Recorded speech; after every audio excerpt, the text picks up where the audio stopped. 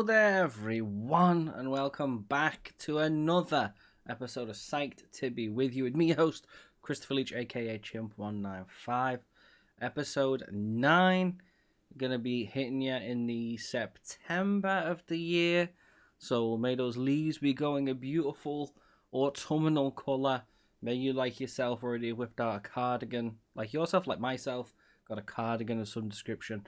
And I hope you're getting ready for those pumpkin spice lattes. I'm joined by another incredible guest today. I'm very, very excited. I hope you are as well. Grab a beverage, find a spot to get comfy, and let's get into it. My very special guest, if you could please introduce yourself, tell us who you are and what you do. Hello, my name is Katie Downey, aka GoblinKatie. I am a TTRPG and variety streamer. I also do construction project management as my main hustle. And I am a Take This ambassador and general shenanig-ator. Shenanig-ator here for it. So not Shenanig-ator, only yeah. do you build things in the real world, but you also build worlds with things in them. I do, yes. And amusingly, my knowledge of commercial construction has come in handy during games. So I'm gonna it's have to a ask for an weird. example because I feel like Uh, I kind of get it. so we were.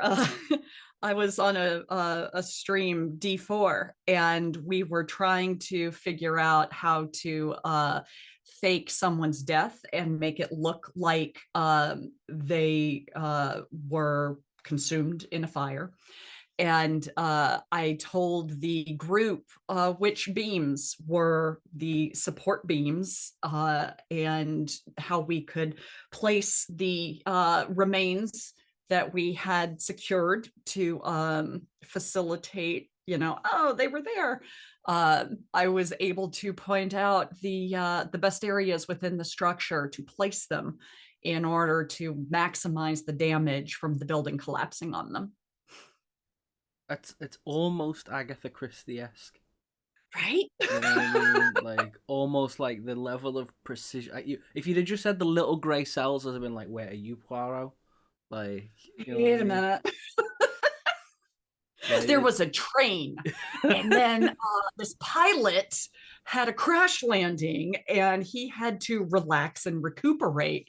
So he came out to the job site. and suddenly it makes sense. There we go. Yeah, and it all So comes together. let's kind of brief synopses. But what's actual construction project management when it's at home? What's that for anyone that doesn't know? Well, I do commercial construction, so that tends to be non-residential buildings. The projects that I'm typically working on these days are I've got stuff for the Department of Transportation. I've got some work with I work for the state government. I've got some work on schools within the state university system. Basically, as a project manager, I oversee the process from beginning to end and make sure that everything's properly documented, things stay on schedule. I manage the budget. I have about 20 years of experience doing quality assurance on construction projects. So when I go out for meetings and stuff to catch up with the job site and see how things are going, I'm also able to walk around and look at what's been installed and let them know whether it's up to snuff or not. Nice. Um, and it Wait, also do you have helps. a clipboard of power? I do not carry a clipboard. I just use my phone. Because it keeps my hands free. And my main focus for most of my time, well, actually, all of my time in construction, my main focus was roofing. So I do a lot of climbing ladders. And I learned that while I can tuck the clipboard on my back, it's just much easier to use a phone. But I mean, we're in the 21st century. We've got to use them for Right? something, you know? Yeah, yeah. Like, so That, again, and I never put it down. So well, that's well, yeah. So again, like I know you through sort of like the streaming space, through Take This and things like that, but I can really vividly see how those skills map to TTRPG play, like tabletop role It's playing surprising. games, like Yeah. project management, quality assurance. What dice have you been rolling? What do you do? How does that happen? What's that like? You gesture to all the various volumes and tomes that you have behind you. These are all the plastic containers are full of dice. There's Oh, uh, yeah. 32 compartments in each one of those containers.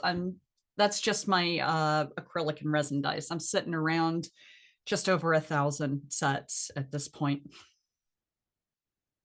Nice. I like dice.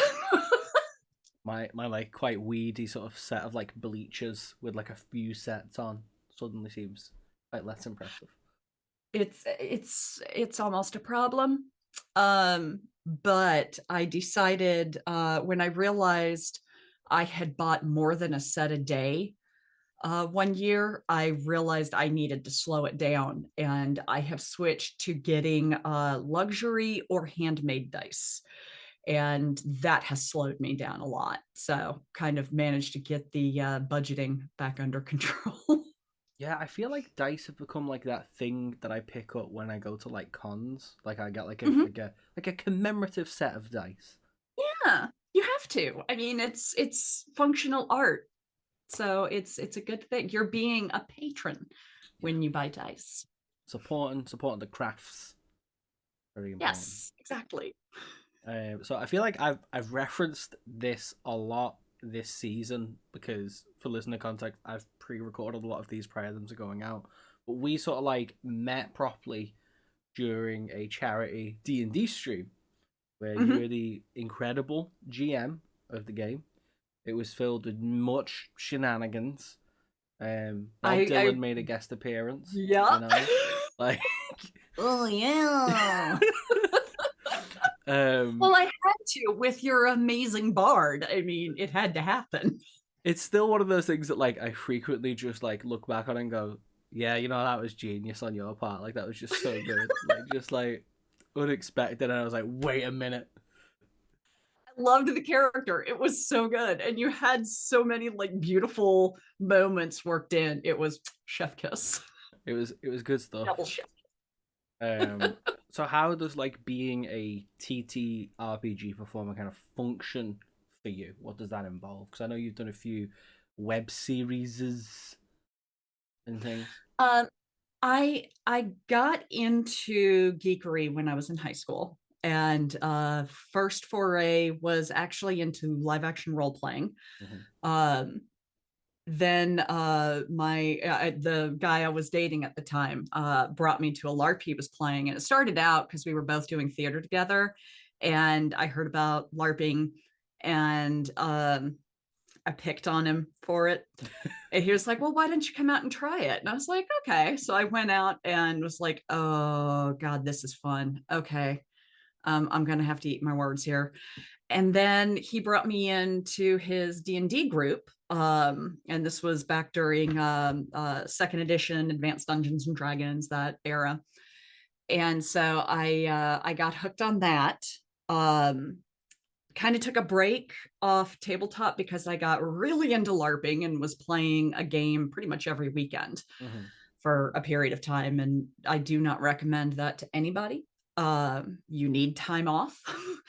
And so I guess it was 5.5 years ago, my buddy Dustin got a hold of me.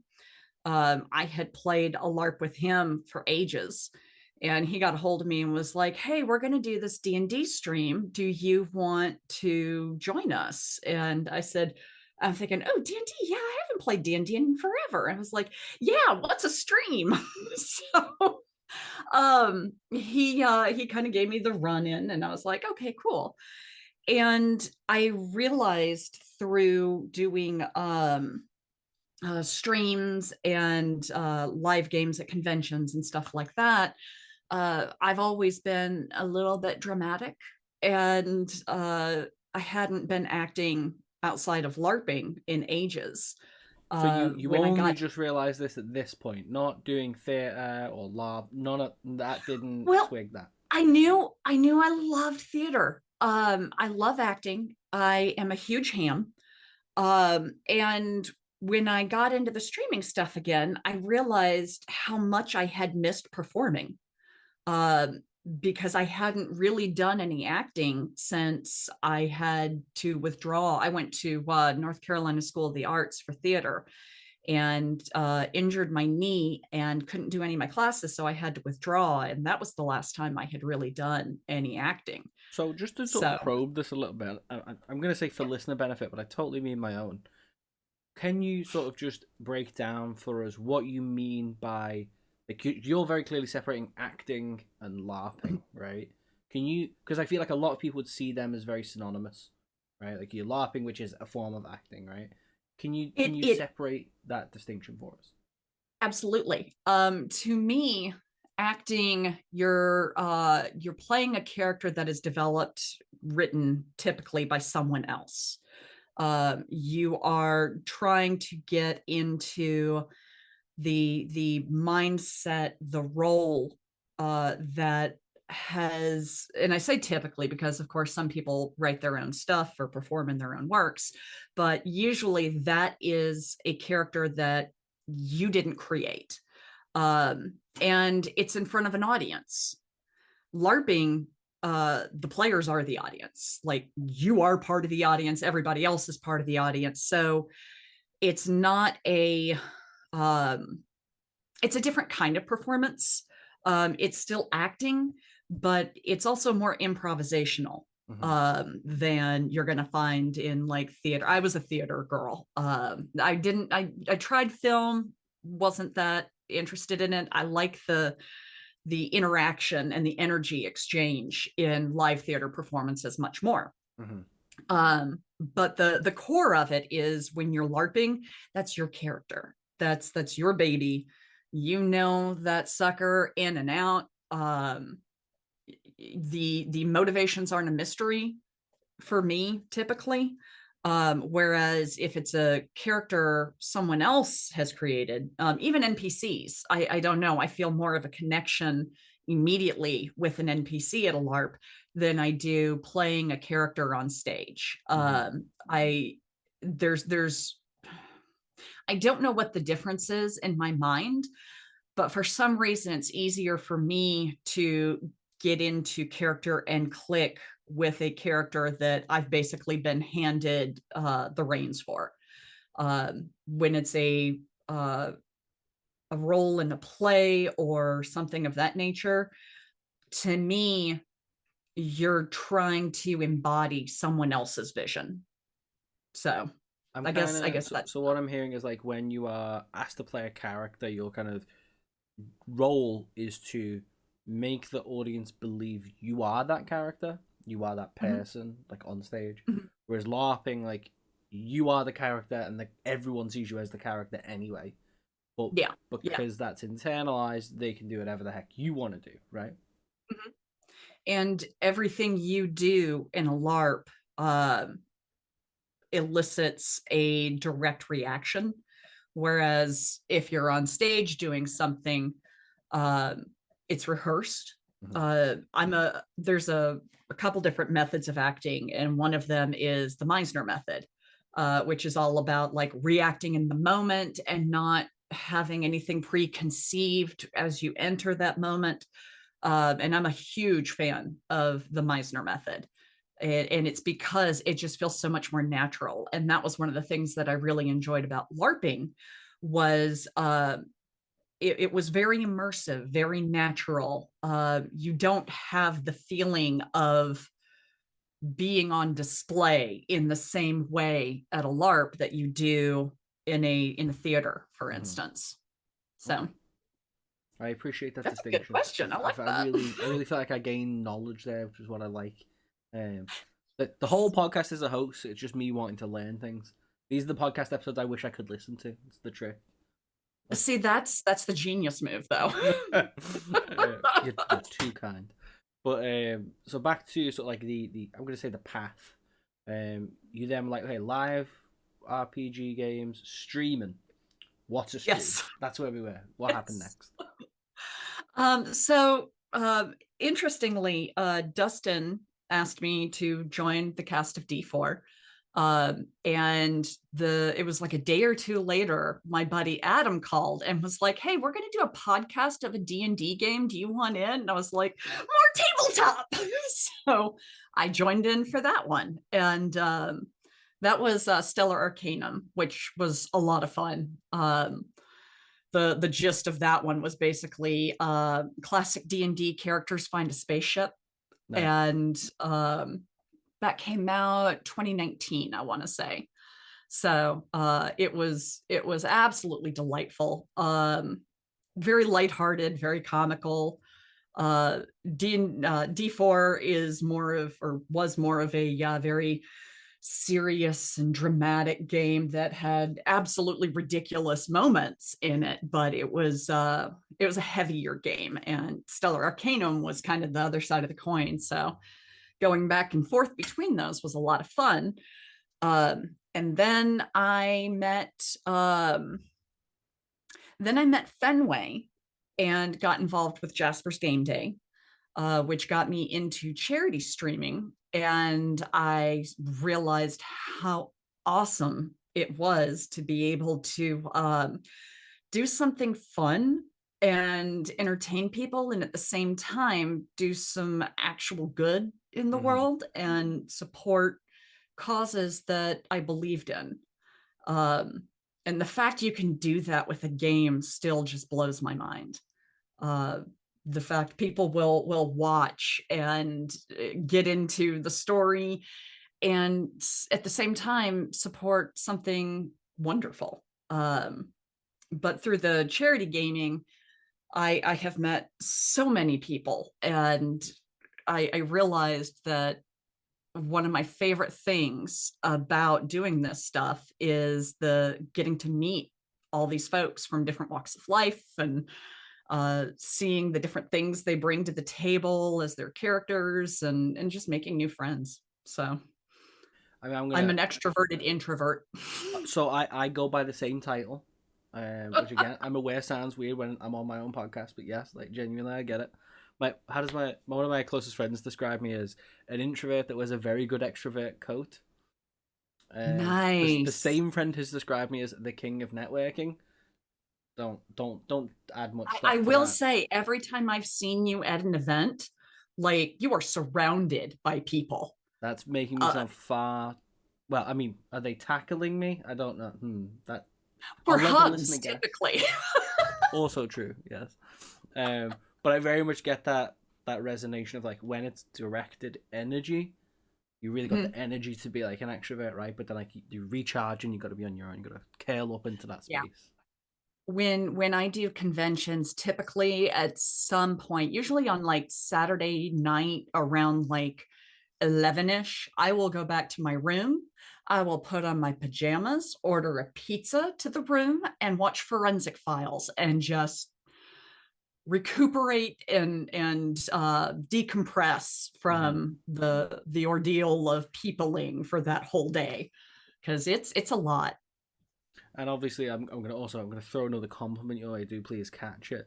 But I remember I mean, this is going out in September. But that D&D game we referenced, the charity game, was with a friend of the stream, D&D Jordan Lee. And I remember hearing that you were going to be GMing the game I was in. And I messaged one of our mutual friends, Liz Favorito, also been on the podcast. We love Liz. Hi, Liz. Like, I'd be like, oh my god, like GoblinKatie is my GM. I don't think I can do it. I don't think I can do it. I was like texting, I was like, nah, I'm not sure I can handle this, you know? Like, I can send you all the notes I sent Jordan in a pure panic, going, I'm not good enough for this. Oh God, I don't know what I'm gonna do. I was full on panicking. You are far too kind. Thank you for the compliment. I'm trying to be better about gracefully accepting compliments. I was when I saw the group for that game, I was super excited.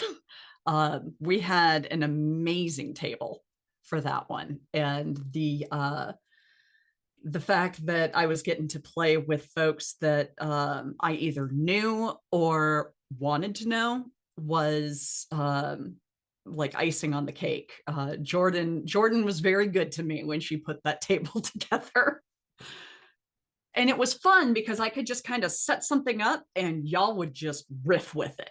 And that's the kind of table experience that I love, where I just kind of, as the DM or GM, I just kind of nudge something and then watch the players go, and give nudges if it's necessary. But I'm a big rule of cool DM, and I'm very much a let the players set the story kind of DM. So when I come up with a game, I do like a very rough outline. Mm-hmm. I name my NPCs. I've learned always name your NPCs and have a list of names with you just in case. And then that's pretty much it. I'll have like major bullet points, but I leave it up to the players as far as what are you going to do? And then I figure out, okay, how am I going to get this bit of information to you based on what you're doing? So y'all were just wonderful. I truly find it like fascinating, because I've done like a little bit of like DMing and like a little bit of like playing and stuff, but like, you know, I very much cracking open a module and playing through it, and like, you know, I mostly do it for the funny voices. That's why I like being a DM, because I can voice all the NPCs. I do love voices. And like, you know, it's really interesting to then hear like that side of it. It's like, yeah, just major bullet points, we kind of go for it. Like, I think it's so interesting. Like, do you get joy from cracking open a module, or do you really prefer that free flow and kind of nature? I personally, I enjoy playing in modules. I honestly have never actually tried to run one. Just because I'm very scattered myself, and so I worry that if I'm using someone else's work, that I will be so wrapped up and focused in trying to achieve their story that I won't feel as free to sort of incorporate my style into it. I haven't done it enough to learn how to do that. But I've gotten to play in a couple modules. I went to a friend's birthday, and James Intricasso was there, and he was going to run a game for us, and he ran one he wrote, Frozen Sick. And that game, it started with that, and we've been playing ever since. If you follow me on the socials and you ever see me talk about the Chaos Monkeys, it's that group. We started out with James running Frozen Sick, and he made it look so easy. I was like, oh, maybe I could do that. And then I read through which one was it that I read through? I don't remember what the first one was. Oh, it was Candlekeep.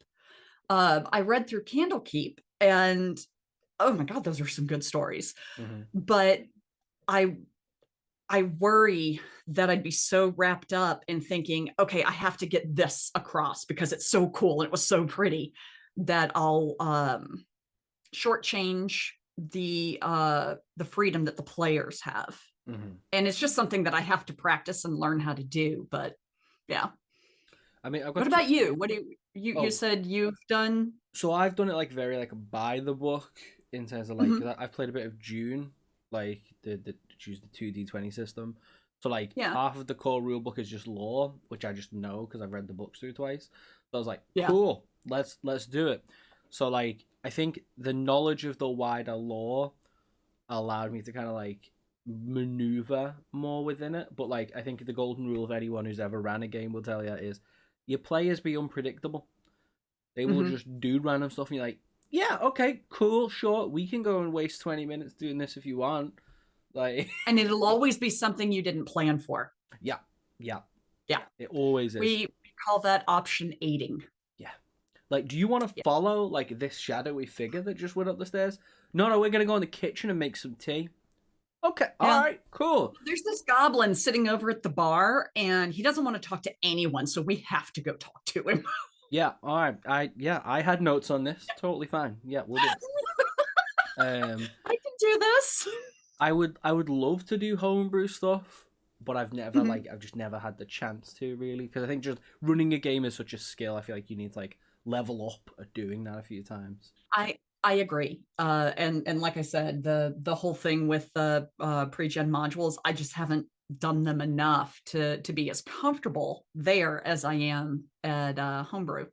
And even the homebrew I do is based on canon lore typically. So I may make stuff up here and there, but I try to keep it close to when I'm running D&D, close to canon lore, just so people feel comfortable Hmm. and like they know the world their characters are living in, which I think is kind of important, Yeah. that your character understands the world they're in, at least as much as we understand this hot mess. Yeah, I mean, we were talking before we started like recording and just about the world. Yeah. I sort of touched on it there, but like, have you played with any other systems other than like 5e? Any thoughts, preferences, Yes. feelings? Yeah.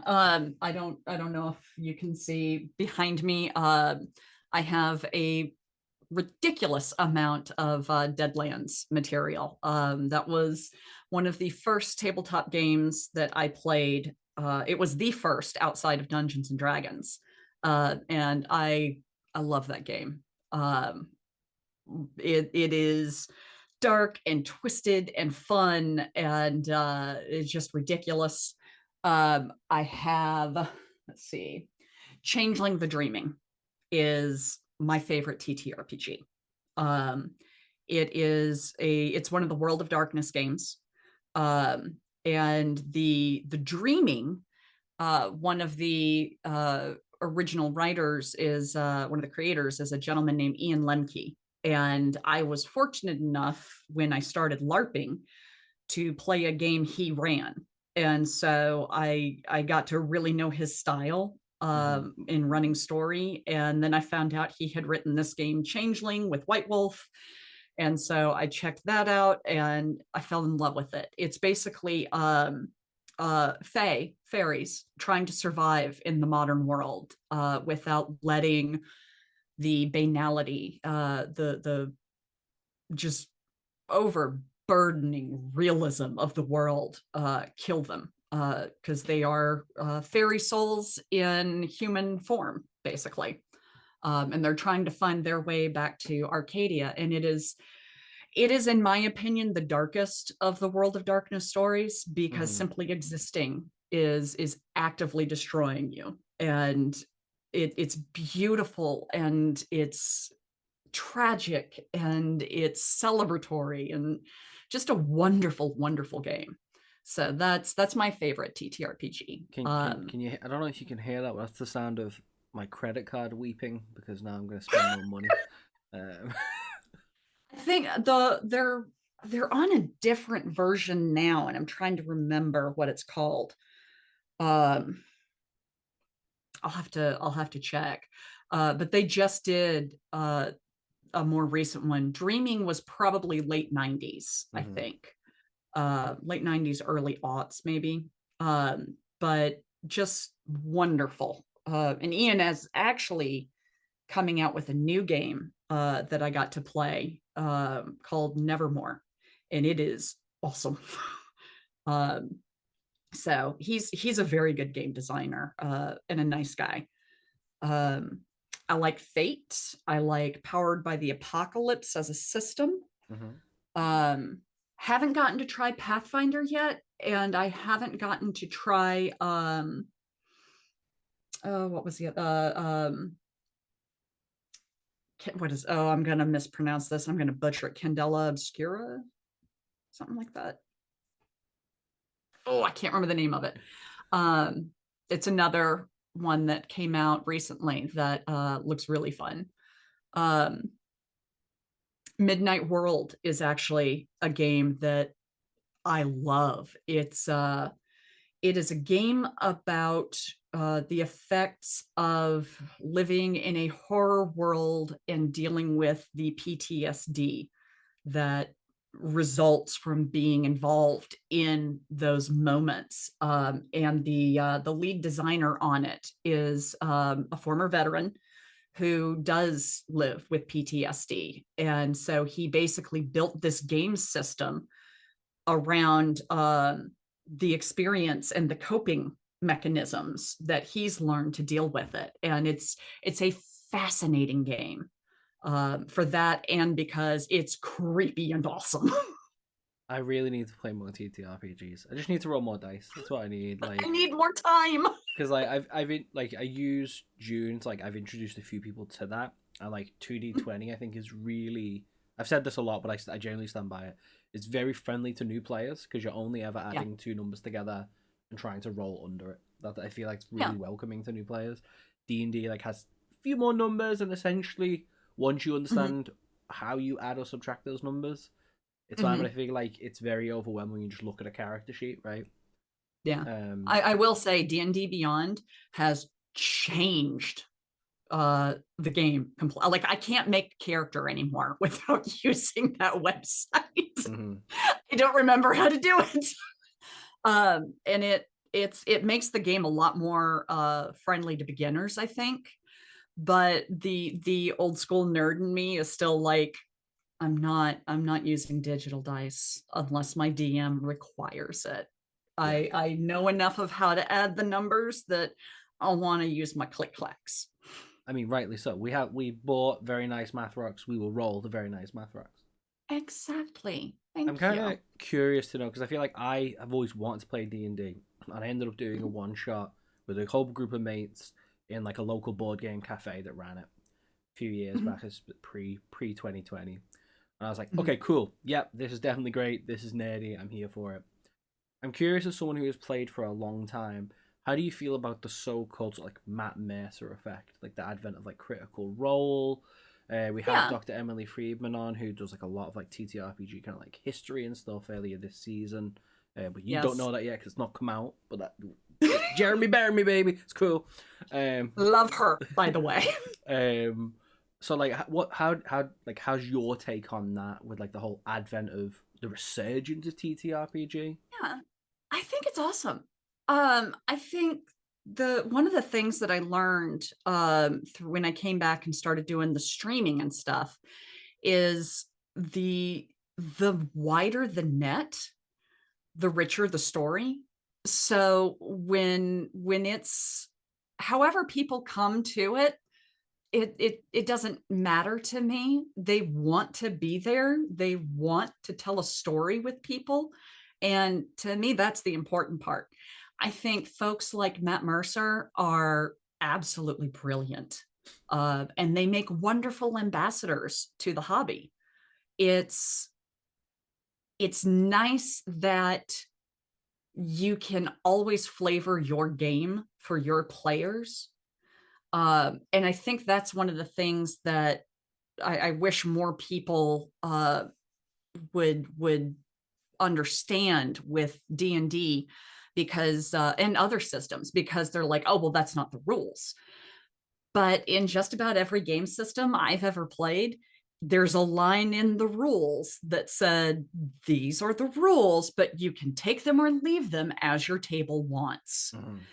So you don't have to emulate anybody. You don't have to run the game a particular way, unless you're doing Adventure League or something like that. You have the freedom to build whatever you want and to do it any way you want. So you don't have to live up to somebody who's a professional DM and voice actor and an actor and all this stuff. You don't have to be Matt. You don't have to be a Bria. You don't have to be anybody. Just have fun, be yourself. And whatever brings you to the table. For the GoblinKatie effect, personally, you know what I mean? Oh, nobody needs that. That is the type of energy I want to bring to my tables, rightly or wrongly. I do bring the chaos. That is for sure. I believe you described yourself as a shenaniganer. I'm here for. Shenanig-ator. Yeah, Shenanig-ator, sorry. shenanig-ator. Mm-hmm. I am a ginger shenanig-ator. Nice. But yeah, But yeah, I think that's nice to hear, because I think there is this very distorted external perception of TTRPG that it's very gatekeepery, right? yeah, Which I feel like is yeah, really inverted to the boom that we're kind of seeing, right? yeah. And it, to me, like I said, the wider the net, the better the story. Mm-hmm. And I don't worry about what brings people to the table. I just want to enjoy playing with them and making sure everybody has a good time. If I'm DMing, I want to make sure everybody has a moment where they shine and feel like the MVP. If I'm a player, I want to try to create those moments for my fellow players. One of the things that I struggled with and still occasionally do is not letting that actress in me take over. Mm-hmm. I try to be real good about making sure everybody's involved and that everybody is taking part. Uh, and that's, I think, part of why the gatekeeper stuff just doesn't make sense to me, because why would you want to hamper or hinder somebody else bringing something cool? It doesn't make sense to me. Mm-hmm. Um, it doesn't matter how you get there. The point is you're there. And once you're there, cool, let's have fun. Now, this is going to sound like a really weird question, because I famously don't research my guests, because I think that having notes would really take away from the discussion. Hmm. But I feel like one of the last series that I kind of saw you popularized in was it like The Cabin or something like Oh, the that? Velvet The Lodge. Velvet Lodge. It was very like Twin Peaksy, and it's like on my list of things to watch occasionally. Um, It it was awesome. what was that That like is doing that, like, because it was like in studio, right? Like it was. we rented a cabin. Well, I say we. Elder Eye Entertainment rented a cabin in the North Georgia mountains, and we went up there. We had a full film set in the middle of the living room. We had set decoration. Lucia, I'm going to butcher her last name, Versperel, made the most amazing props. It was a game that was run in the Midnight World, the game I mentioned earlier, and it was a horror game, um, and just an incredible experience. We played over the course of 3 or 4 days, and we played for about 6 to 8 hours each day, and then those got chopped up into episodes. And one of the fun things we did was, as we were playing, like Rhea and I leaned into makeup, Mm-hmm. and Lauren. It was, let's see, Lucia was the storyteller, Ellie Collins, Rhea Sunshine, Lauren Urban, and I played. And it was it was amazing. There were all sorts of twists and turns. Ray and I, like I was saying, we dove heavy into the makeup. So as the story is progressing in each episode, you'll see us just looking more and more frayed and bedraggled. And it's I went back, I watched it as it was airing, because I was like, I want to see this, because it's the first time I had been in a production that was edited. Mm-hmm. And it just top to bottom was incredible. An amazing experience. The watching everything come together and watching how all the different crew functioned in their roles and brought stuff together was really neat. I hadn't really seen that before. So but if anybody wants to see it, it's called The Velvet Lodge. It is available on YouTube on Elder Eye Entertainment's channel. 6-part series. I believe the episodes are 2.5 hours each, maybe something like that. And I did not see the ending coming. I was completely thrown for a loop. So it's fun. I remember seeing it and going like, "Oh, that's very Twin Peaksy. I'm gonna watch this." But because I'm a bit Yeah. of a gremlin, I was like, "Oh, no, I'm gonna wait for this all to be out so I can consume it in like one go, so I don't have to wait." Yeah. And I then can't I do week to week. I proceeded to then just forget about it, and it's on the backlist Yeah. of like things to watch. So Yeah. I apologize for that, but it's there, like it's on the list. I'll get to it. I don't ever get hung up on whether somebody watches the stuff that I do or not, honestly. I don't watch many streams at all. I watched Rivals of Waterdeep. I watched uh,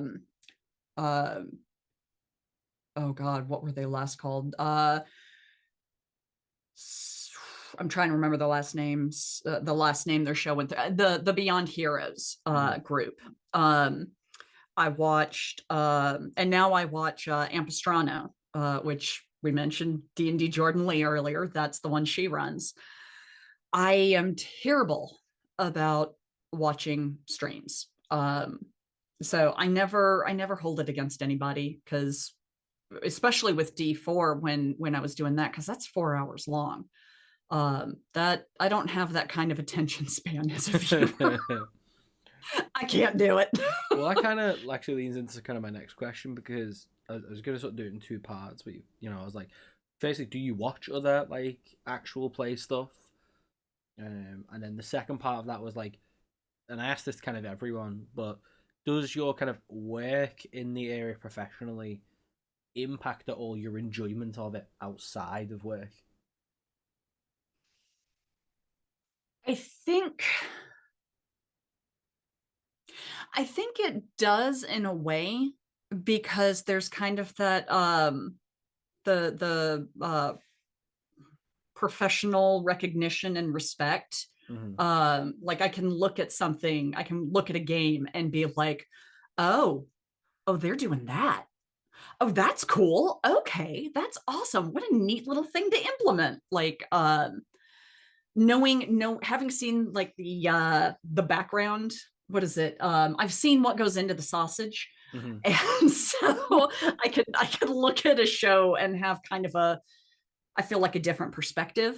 And there are times where like I'll watch a stream and I'll start watching it because maybe I know somebody who's in it or something, and I get to learn about somebody new that I didn't know. um I like the fact that, um, as somebody who has worked professionally in the space, uh, I'm able to sort of recognize the little things that somebody who's not familiar with the background side of stuff may not catch. I do absolutely love uh when I do like a charity stream or something like that and I meet new people. If they have a stream that they're on, I'll try to pop in at least once or twice just to kind of say hi and support them. Mm-hmm. And I may not stick with it, but it's something I think it's important to support each other and lift each other up. There is no limit. There's no capacity limit to success. So I think it's beneficial to everybody to just, hey, come support each other and be awesome. So that said, there are times that I wish I didn't know the background on stuff, because I think there's a sense of wonder that I don't have, Mm-hmm. that somebody who's not familiar with the nitty gritty of what goes into these would appreciate more. And also, there's just the chaos of rolling math rocks. Yes, the clicky clicks. I had um, I'm gonna surprise compliment. I'm still like very like privileged to have played with the people I've played with, including yourself. I kind of like I kind of applied for to play like in D&D Jordan Lee sort of charity issue, like, on a whim. I was like, I want to roll some dice. I haven't rolled dice in ages. I'll apply. then like was, I'm gonna say, tentatively invited back. So I was like, yeah, I'll play again, and like it's still so fun. Like I love it, love playing. I just don't get to do it enough. I would do Yeah. more. Do you know what I mean?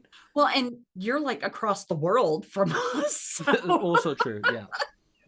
it's a bigger ordeal for you if you're doing something with like a charity here in the US, I would imagine. Because I've interacted with a couple folks in your neck of the woods, and it's always the scheduling beast that is Truly. the big fight there. But no, I think it's really enjoyable, and I think like when as a player, I initially thought, okay, well, I'll just focus on getting the mechanics right. But then I kind Mhm. of really like to lean into that character, like with Bob Dylan. The whole time it was like, how many Bob Dylan quotes can I get in this? I It wanna was say so good. nothing but Bob Dylan lyrics. If I can get You through almost got at all the least like dialogue, 9 or 10. Like you like did really well it was working those in. it was just silly, but I also felt like, because of the way the story came together, it was just like silly, but like, oh yeah, it makes relative sense. I can see that. Like, It worked out beautifully. And that's the big thing I like with charity games and one shots and stuff like that is they tend to be more lighthearted. mhm. And so you get just sheer ridiculousness. Like, let's see how many Bob Dylan quotes I can work in. And I love that. It's a celebration, really, and wrapping something important in laughter and joy, I think, is a wonderful thing to be able to do. So I'm a big fan of Dob. Yeah, it's one of those. It's like I've never played a bard, and like I kind of map this onto like a thing I've actually done in work, where I was like, hey, take standard array of numbers and assign those to the 6 stats, but as if Mhm. it's you, and sort of like think about Ooh, like what your stats as a human in the IRL realm are, yeah, right? And it was just really, I was like, yeah, no, I'd feel like I have a decent charisma stat. I'd say it's my highest, so I'd put my big number. yeah, And it was only after doing that I was like, oh, like actually, like maybe I should try playing a character like that, and that's what kind of birthed it. And also then I had something to lean into. Then, like we were talking about the acting yeah, before, like, okay, well, yeah. this is, you know someone Bob Dylan's ripped off. It's like I'm slightly angry, slightly cynical, while sounding over the top philosophical. Yeah, yeah. And it was delightful getting to throw that at you. The random Bob Dylan sighting. As soon as you did the voice, I was like, "Is that my arch nemesis, Bob?" I was like, "It is." Yeah, no. Fuming. It was great. It's like a little demon muppet. So good. And then like we had like a standoff, but I was like, "Listen, my quarrel's not with you, Bob. This'll be later." Okay. And it was like not a rap battle, but not a Yeah. bard off either. It Yeah. was it was I fair wish enough. I wish I knew more Bob Dylan lyrics off the top of my head. Like I was kicking myself after that game because I was like, I really wish I had known more lyrics so I could like throw them at you. But I think it worked out beautifully. I thought that played so well. Yeah, I just love it. I think again, like throwing like funny voices, but also just being able to like really lean into a world. I think that's really impressive. I think that's one Yeah. of the reasons like I like say enjoy video games, right? Like it's exploring something else as someone else. You know, Yeah. Yeah. um, I It's want it's I want to kind of fascinating to be get out of your head. respectful of your time. I want to talk about a few other things as well. Yeah. So with all that in hand, the day job and the TTRPG stuff, what else do you do for fun? Like you also mentioned you do variety streaming. Like what else is how you unwind apart from watching Forensic Files? Let's see. I enjoy watching way too much stuff on YouTube. I don't really watch TV or movies anymore. Mm-hmm. I have like classic shows and movies that I'll go back and watch over and over and over again. I do like Doctor Who. I Nice. have liked Doctor Who since Tom Baker was the doctor. He was my doctor. He is my doctor. Um, what else do I do? I play computer games, occasionally stream them. I was telling you before we started recording, I recently started a new job where I'm working for the state I live in, and it has destroyed my waking hours because it was a big shift schedule wise for me. Mm-hmm. So my streaming has sadly been heavily curtailed lately, but I'm hoping to kind of get used to things and get back in the swing of it soon. But by the time this comes out, I guess you'll know whether or not I was successful. We'll manifest it. We'll hope that you will be. I feel um like I should apologize. The end of my nose is like really itchy. I think I've got. It always seems to happen when I'm like streaming or I something. I think it's the ring I light. had this. There's something about today because I had the same thing. I was in a meeting this morning, and we get into the job trailer, and I sit down, and my nose is just going nuts. I don't know. Pardon me. My nose is just It's being wild, vibing. and I'm like, ah, ah. And so I looked at the guy sitting next to me. I was like, I promise you, I'm not picking my nose. I just can't tell whether it's itchy or running. Yeah, He it's was just like like, it feels okay. so itchy. I'm like, what's going on? Yeah. And it we had just come in from the cold, so I couldn't tell what was happening. Noses are a thing today. Noses, no. If they're running, you better catch it. You know what I mean? Yeah, yeah, yeah. And So don't pick other people's noses. no, don't do that. Um, Mhm. games. What do you play? What do you enjoy playing? I have been playing Baldur's Gate 3, like Naturally, everybody. I got really into pressure washer simulator, I think it's, or nice. power wash simulator. That's what it's called. Love that game. Wow. If you want to unwind, that is the most deeply satisfying and relaxing game. I play Disney Dreamlight Valley. What else? New World. And I just started playing Magic the Gathering. So Nice. yeah, Because Dustin built now me you a can Doctor Who collect set. cards Yeah, and yeah. dice. Because that's just what I need, more stuff to collect. Eee. Um, yeah, I don't remember how we got. Oh, it was when they said that there was a Doctor Who set coming out. I was like, oh, that's cool. And then I saw they did Classic Who, and I was like, I need to Sold. play. So he put together a deck for me, and he and Devin and Dustin's kids have been teaching me how to play. I feel like And you don't even need to play card games now. Like it's a big thing to just like it's a content thing to buy packs and open them. But like people just collect yeah, cards because they look nice now. I love that yeah. that's just an accepted thing to do. I mean, I won't lie. I went on. I went and bought a couple. I really like Gale in Baldur's Gate 3. I think he's awesome. I know a lot of people don't like him. I have a litany of opinions on that poor damage boy. But I went and bought some Magic the Gathering cards just because they had him on it. And I thought it would be funny to show up and be like, look what I got. So Nice. I have a couple of those. Fair, fair, fair. Yeah. Sort of two of my favorite questions that I ask on the show. I kind of pair them together, but one is if you could do one blue sky project that had no limits, you have infinite access to resource, expertise, Mhm. time, all of the goods that you could need to make it happen. What's one project you'd like to do? If I've always said if I came into a lot of wealth, I would start a foundation that is designed to pay for mental health prescriptions for low income and unhoused people.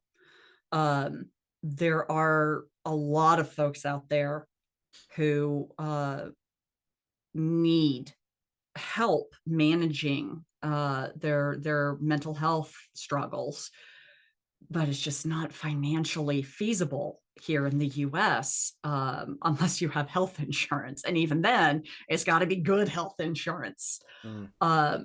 And it I've watched a lot of friends struggle when they can't afford their medication, and I want to live in a world where that's not an issue. So if I had just infinite resources and all this stuff, that would be what I'd do with it. I mean, that's a solid No answer. question. I love that you were like, yeah, I know exactly what I'm gonna do. That's great. It's wholesome. Like, my next question builds on that wholesomeness, but is there someone that you would like to give a shout out to who maybe you feel doesn't get enough recognition or spotlight? Someone you'd like to give a digital hug to? And like we've had answers on the show ranging from people's parents to their spouses to like their Ooh. teachers, like anyone you want to just give a little totally consensual and respectful love to.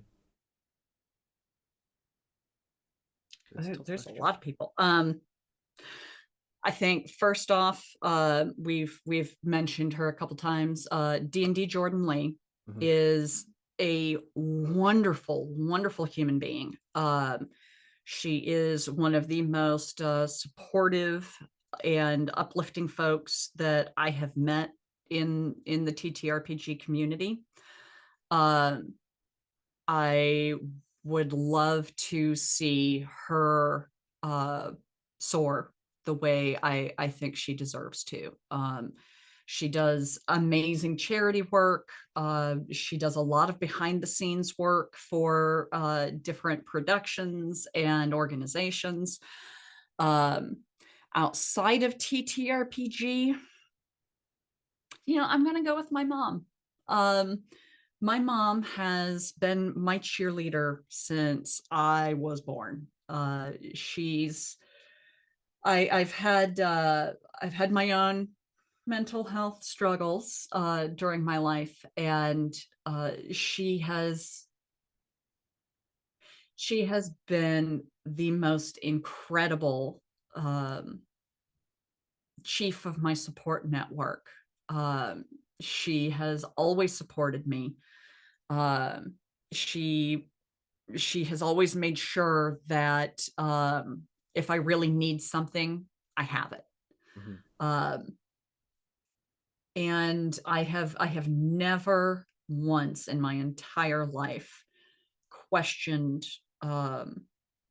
her love and support for me. And I think that is something that is so tremendously rare these days. I hit the lottery when it comes to family. So I guess I'll go with my whole family, actually. And goodness knows I've put them through it. So I mean, I don't know about listeners at home. I'm feeling chills right now. Ooh, that oh, was a little bit. Ooh, that's in the feels. They've been yeah, activated. Um, she's pretty awesome. no, that's So great. love you, mom. Look, I'm on TV again. Like, Hi, mom. no, that's Yeah, I'll that's be showing great. you that. It's one of the reasons why like I love asking that question because I think just giving someone a shout out is so nice. I do have a great story. Can I grab something real quick? Sure, why not? Go Okay, for it. it's right around the corner here. Let me I just love grab this. podcasting in action. This is exactly what it's about. We do it live. We generally don't edit. We go for it. It's So genuine conversation. so for Christmas this year, we my sister lives in Mississippi. My brother was in Nashville visiting some of his family up there, and I went over to my mom and dad's, and we did Christmas gifts. And my mom gave me this lovely white mug, and it says "You're my favorite" on it. Nice. And it was filled with chocolate. And I opened it and looked at it and started laughing. And I went, wait a minute, I'm going to cut here and we're going to run through everybody's reactions because they were perfect. My sister opened hers, we presume. She didn't say anything about it.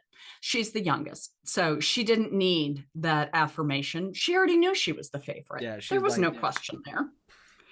My brother, we go over to his house when they get back from Nashville. He opens his and he's like, I knew it. I opened mine, and as the middle child went, you gave all of us this, didn't you? Nice. And she did. I love her. She's genius. That's incredible. That's my happy family story. No, that's great. That's great. There's that joke that I think Dr. B from Take This always says, like, why does every D&D character have to have a trouble backstory? Why can't they just like be from a happy family and be Yep. perfectly well adjusted and just want to adventure? Yeah. Yeah. Oh, I am dying to play a character like that at this point. I couldn't do it because I couldn't relate. Right. I had a character for a LARP that I played, and she had a great upbringing. Her parents were both alive, loved her, didn't have any issues growing up. She just fell in with a bad crowd and joined Clan Death Mask. So but the head of plot was like, wait a minute, there's nothing tragic in this backstory. There's no like great act of evil. She just fell in with a bad crowd. I was like, yeah. She's like, I love this. I don't know. I'm gonna have to figure out how to cut down all the ideas I'm getting from this. Sometimes it's mix it up. Being well adjusted. Imagine. You know what I mean? I can't begin to imagine how wealthy an in-game therapist would have to be. Like, just from sheer numbers of potential clients. Like, I can't imagine. There'd be some waiting list. Yeah. Like, is there any more in demand profession in a fantasy setting than a therapist? Respectfully, Katie, let's get real. It's an in demand profession in our world. Yeah. You know what I mean? Yeah. So yeah, it's amplified. 100%. Like 100%. Yeah. To kind of like round out the episode a little bit, I always like to do a fun thought experiment. And you're gonna go to a biome of your choice. I personally wouldn't go to anywhere tropical, sunny, or hot. That's an albino problem, you know. I would go much more autumnal, you know. You go into biome of your choice. You take them with you. One book, one album, one film or TV box set, and one game. Now the rules are: if it comes as a collection, if it's one physical or digital package, you can have it. Okay. What are you taking for each? Okay. Album, Run the Jewels 3, because I could listen to that nonstop forever and ever. Absolutely. If you like rap, listen to Run the Jewels. Really, really good. Let's see. For movie, You can have a TV show box set. I know. TV show or movie? Yeah. Ooh, that just got complicated. Okay, I'm going to go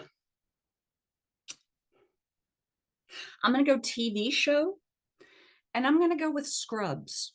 Oh, okay. It is everything in one show. It has just the most hilarious things, and then it has for fans of the show, Where Do You Think We Are? It is, you can fit any mood with that show. Just not the last season. I would skip the last season. No hate to the folks who were in it. It just wasn't the same show. And yeah. Let's see. So that's album. Game. Game. If I could take one game. Now people tend to have a really definitive approach to this, right? And then they tend to go for something that like they know they can replay endlessly. They know is entirely endless, or just like an old favorite they know that like is always gonna scratch that itch. Yeah. I think I would honestly go, it's gonna be a computer game. Well, I guess one is a console game. Final Fantasy Tactics. Oof. I love that game. I grind every character up to every job level maxed out. I love that game. Or honestly, Baldur's Gate 3. I don't know that I have ever played an RPG with as much replay value as this game has. It is wild. Um, and I am apparently playing in the most chaotic way possible. Fun fact, do not ignore when a fight breaks out in the grove if they finish that ritual in the beginning. Don't ignore everybody getting slaughtered because it will cause a lot of problems down the road. Oh no. Um, Oh yeah, no. yeah. If you let all the people in there get killed, it causes problems. I'll just say this: I could not get Karlak in my party after I was busy looting and I saw the combat start ticking, but everybody was distracted, so I kept looting, and that has consequences. Yeah, it's. I uh, mean, let's be honest. It's probably one of the best games of all time. I feel like that's oh not an yeah, overstatement. I yeah, feel like that will still be true when this episode airs. For yeah. listeners' benefit, I'm gonna assume this is still gonna be the case when it comes out. I'm still not gonna touch the game because I have a thesis I need to finish writing. I need to start Yeah, writing it, no. and like Let it be your reward. yeah, because I will sit back and I will not move for several days. And I know Hmm. this about myself. I'm at least aware. But I know I'm I not going will to I do it. will start playing and then look up and it's midnight. Like it is Minecraft level engrossing. Um and I love it. It's great. The music is beautiful. The acting is incredible. The script is brilliant. Graphics are mind blowing. Like the whole thing, just top to bottom. It deserves all the awards it's And won. also, you roll dice. You roll dice, and there are mods for different style dice. Now that's the content that I'm here for. You know what I mean? I know, right? Like all the other stuff, whatever. Yeah, that's fine. You wanna do anything else? You can have different dice. Yeah, that's me. I can see Uh, why that would appeal. yeah. Book would be the autobiography of Henry VIII with notes by his fool Will Summers. Okay. That didn't see that one come. Baldur's Gate 3 saw that coming. Tactics, I liked, I'm here for that. That It not wasn't didn't see that coming. Yeah, it's actually it's a really good book. Don't expect full historic accuracy. It is a historic drama style book. Um, but it's fascinating to see his story played out from his point of view. Because it I'm always fascinated by why people do what they do. Mm-hmm. And I want to say it's Margaret George is the author. I'm pretty sure. Apologies if I'm wrong on this one.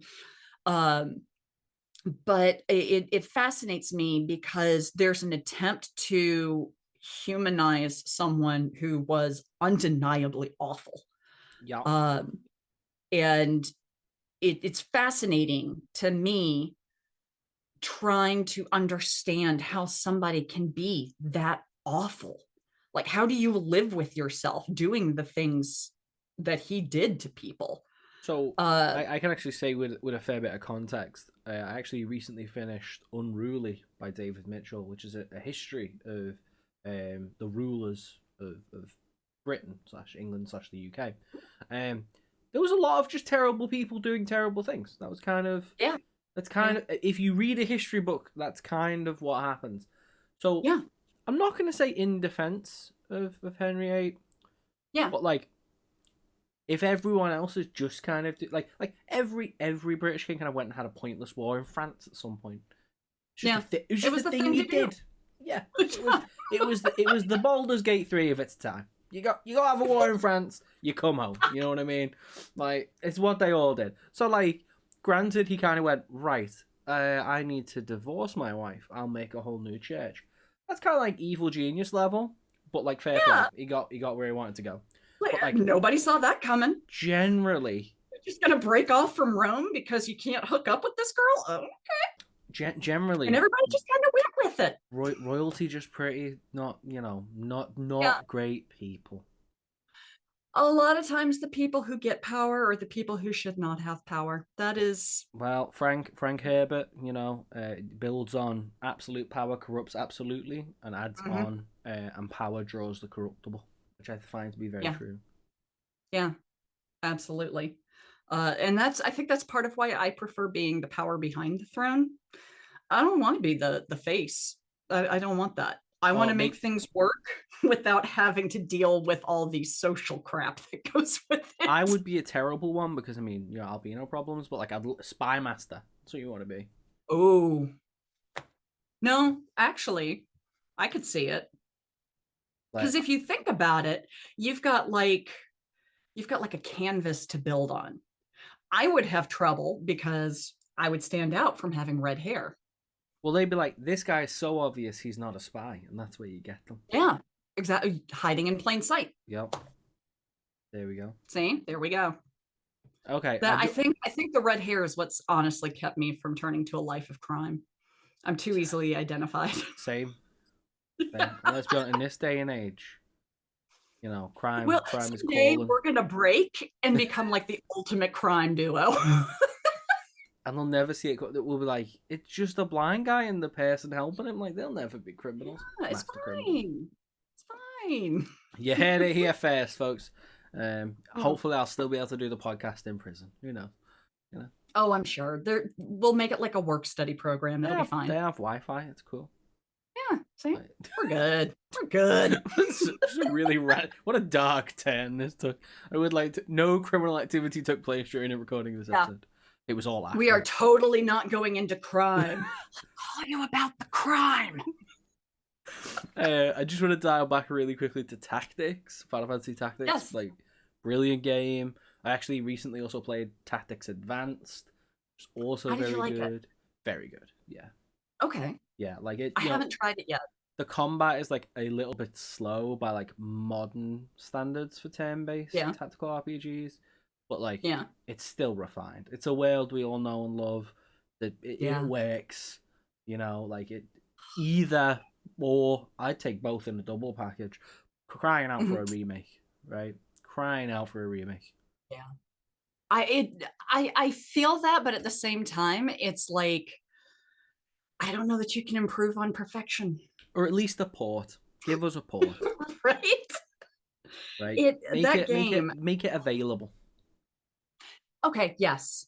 I like this. Yeah, I'm good with that. So because That game ate my so many backup hours. question, not backup question, my follow up question to that was because like the original like had loads of translation problems, and then there was like the War of the Lions remake on PSP, but then there's also like the weird Android version which like isn't the best. Yeah, I haven't tried the Android version because my work always pays for my phones and they usually go Apple. So Apple, ugh, it's a fruit. yeah. Back in I had my a day, Windows phone once and I loved that thing. Oh, it was great. It integrated so well with all of the programs I had to use. It was awesome. Mhm. But they stopped making them. But yeah, sorry.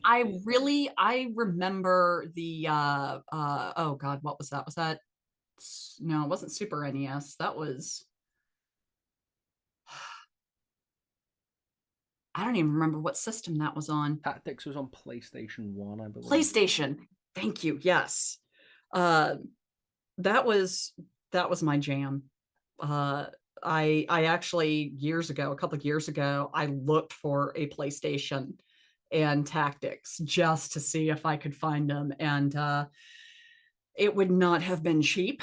So I was like, all right, we're not doing that. Well, Okay, cool. maybe I shouldn't indulge, but I can share that a lot of people that want to play classic PlayStation games just buy PS2s because they're much more available and generally a bit cheaper, and then they play PlayStation 1 games very effectively.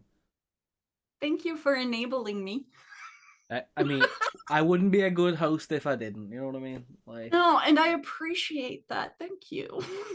there's a guy shout out to like Death Unites Us who's actually played every Final Fantasy game, like mainline and a few spin-offs, but he did Tactics. Wow. I'm like watching someone play it with like no prior knowledge and having none myself was like really cool. But that's what he did. He Yeah. played the original version, but like on a PlayStation 2. Nice. Nice. My very I last love. question for you Oh yeah. is: do you have any questions for me? The caveat being, please ask about the PhD. I've had the bound question before. What made you decide to do this? So it's a story that goes back a while, and it was a few PhD mates of mine, and we were like, we should like chronicle our like PhD journeys, and then realized we were all too busy for that. But I literally just tweeted, I was like, I should do a podcast. I want to chat to people about things, and it kind of then got built upon with like this kind of not like philosophy in like the hardcore academic sense, but like Nick Cave kind of said that like we define ourselves by our occupation, not like by Mm-hmm. who we are, and that Mm-hmm. really kind of like awakened something in me. It's like we do like when you introduce yourself, what do you do? Oh, I'm a so and so, and I do this, Yeah. and it's like, well, what's behind the job title? And then a couple Mm-hmm. of people were like, yeah, I'd be on that podcast, and then it basically became an opportunity for me to like, I'm gonna say tap up, but like have conversations with people that I admired and whose work I liked and things like that to essentially make friends with them. And then it just kind of like kept going. This is like its fourth season that is by recording nearly at the end of its recording schedule. Yeah. You know, of just going like, yeah, like what do you do when you're not doing the thing that you're paid to do by capitalism? Like why? Mm-hmm. How do people kind Yeah. of do that? Where do we go? And it just facilitates really cool discussion. Generally, Oh, people like talking about themselves. It's quite an easy hook. yeah. I get really self-conscious sometimes, but if like it's a good conversationalist, like this setting has been wonderful. Thank you. I was just realizing that I haven't been like super uncomfortable or awkward, which is awesome. Um, but you have a good knack for it. I just like chatting mints, and I'd like to think Yeah. that that comes across. And I try and ask questions that Mhm. are semi-relevant, at least. You know, I got another question go on. Why not? because Chuck it on. this one does not get asked often enough, and it kind of ties in with something you said. What's your favorite dinosaur? Hmm, that is an excellent question. I can already hear my partner being very upset with me because she recently played she's recently played Paleo Pines, which is like the Uh-huh. farming sim where you like Yeah. you train dinosaurs, right? So she'd be like, "Look at this insert dinosaur name," and I'm terrible with the names. I'm gonna go real mochaccino, kind of basic with it. She's like pterodactyl, solid, Fair. flying ability, very good. Yeah. Features in some great games like Chrono Trigger, that type of Oh, thing. good game. Um, I, Good I, game. I see. Uh-huh. I recognize you. Solid birdie dinosaur here for it. Yeah. Nice. Nice. Yeah, I'm not. I'm not. Minus I'm not so basic. I Stegosaurus. said T Rex. You know what I mean? Like that basic. Yeah. Yeah. I like the Stegosaurus, and it's partly because I still remember the song. I learned about it in elementary school. So it's always had like a special place deep in my heart for that. Fair. I Yeah. respect and acknowledge that. Yeah. Yeah. Pterodactyl is a solid choice, though. Just like listen, if you can fly, you have an edge over most of your opponents. Oh yeah. Like that is a superpower that I would get seriously into. Yeah, like He's so like nice. if people say like, what superpower would you have? I would either go instantaneous like teleportation, feel like Mhm. Goku instant transmission. If they said you can't have that, I'd be like, okay, can I fly then? If I can fly Yeah. myself wherever I want to go, I'm gonna get there very quickly. I'm greedy and I want the ability to manipulate the atom. Oh, okay, like truly going for I like want a yes I Atom can Eve, card. like Atom Eve from Invincible. Yeah, Mhm. cool.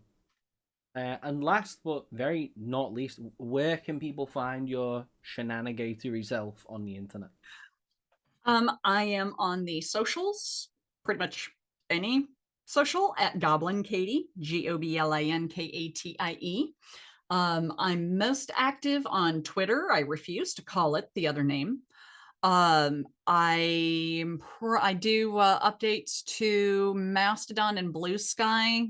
Um, most likely would be the next two, and then I'm occasionally on Facebook and Twitter, or Facebook and Instagram. Those are I all am apps I have on my phone and interchangeably use occasionally. Yeah. It's just kind of there's been more news that came out that I genuinely don't know how long the community is going to be on Twitter at this point, because there's some stuff going down that I think people are not going to be happy about. So we'll see. Well, who knows what'll be around by that point. I had a good run. I met some great people that, like, you know, are probably in at least one other Discord server that I'm in. Like, if I want to keep in touch with them, they're probably in one of those other spaces. Discord is a good one to find me. I need to start using my Discord again. But then you can find me on old episodes of D4 or The Velvet Lodge on Elder Eye Entertainment's channel on YouTube. You can find me on previous episodes of Dawnbringers on Mini Terrain Domain's YouTube channel. You can find me on episodes of, these are the ones I'm easiest to find. You can find me on episodes of Stellar Arcanum on any major podcasting service. And those are the easiest places to find me. If you ever see me at a convention, feel free to come say hi, introduce yourself. I love people. Just don't do it while I'm eating. That's all I ask. That's a fair, not while I'm eating. Fair request. You don't want to get between me and food. It won't end well. Same. Yeah. If I accidentally chew your hand off, that's on you, Saz. You know yeah, what I mean? And do not reach for food on my plate. Katie does not share. Whoa, this isn't tapas. Why are you trying to share? Like, you want to dial it down, mate? Like, whoa. Yeah. Katie, thank you so much for joining me. I've had a great laugh. I hope you have as well. I feel like I've learned so much, and you know, I got, you know, let everyone through the curtain before, but like, yeah, it's just been great to chat and learn a bit more about yourself. So I have had a blast. Thank you so much. Thank you for joining and we me. need to play together more. We do. All those links Katie mentioned will be attached to wherever you find this episode, so go check them out, follow the works, and then go and gorge yourself on the deliciousness of the content and be unabashed by it. But don't come between either of us and food. You know, we just pointed out. But otherwise, as we always say on the show, look after your mind, body, and soul. And until next time, bye-bye.